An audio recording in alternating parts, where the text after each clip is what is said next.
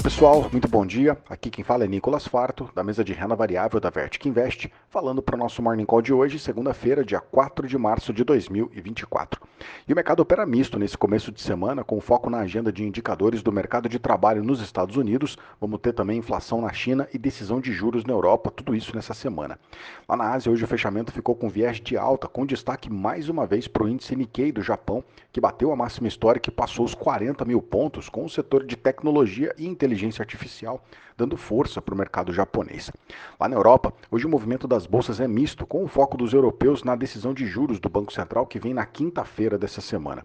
Indo para os Estados Unidos, a semana passada fechou leve e sem direção única, com o mercado de olho nos indicadores de inflação.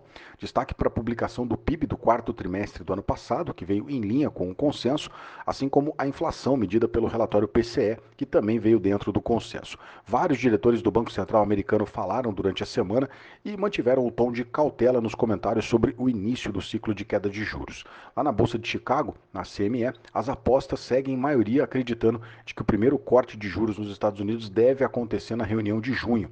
Nessa semana, os destaques vão ficar para os dados de emprego, com o principal indicador, que é o payroll, saindo na sexta-feira e que ganhou mais importância depois de que a última leitura veio bem acima do esperado. Fora isso, também vão sair nessa semana o relatório ADP e o relatório JOLTS, que complementam a leitura sobre o mercado de trabalho americano. Lá no Congresso dos Estados Unidos, o presidente do Banco Central, o Jerome Powell, ele vai prestar esclarecimentos sobre as medidas econômicas que o Fed vem implementando e também deve comentar mais sobre as expectativas de juros e inflação lá nos Estados Unidos. Vamos atualizar aqui as bolsas. S&P Futuro está caindo 0,13, Eurostock 600 está subindo 0,04 e em Londres o FTSE está caindo 0,33% agora. No Japão, o Nikkei fechou com alta de 0,45% e na China o Xangai Composite subiu 0,41% hoje.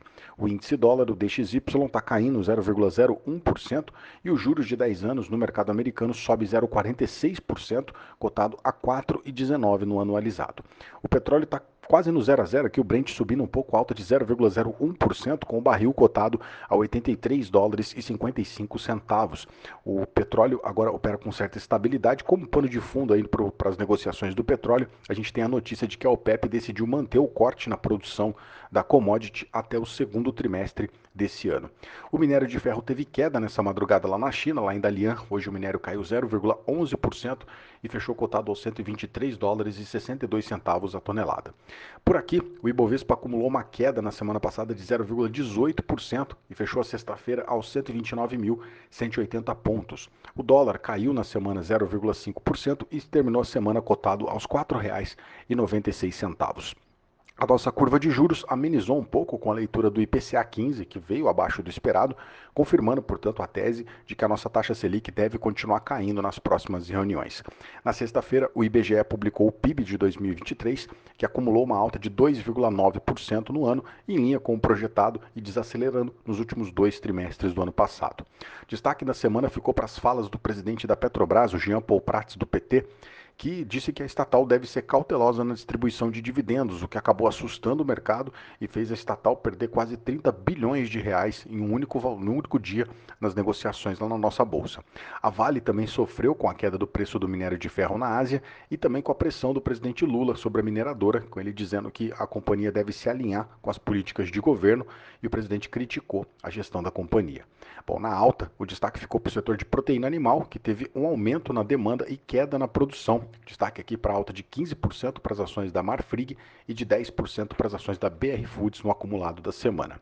Para fechar, na agenda dessa semana, o destaque deve ficar para os dados de produção industrial e também das contas externas no mês de janeiro.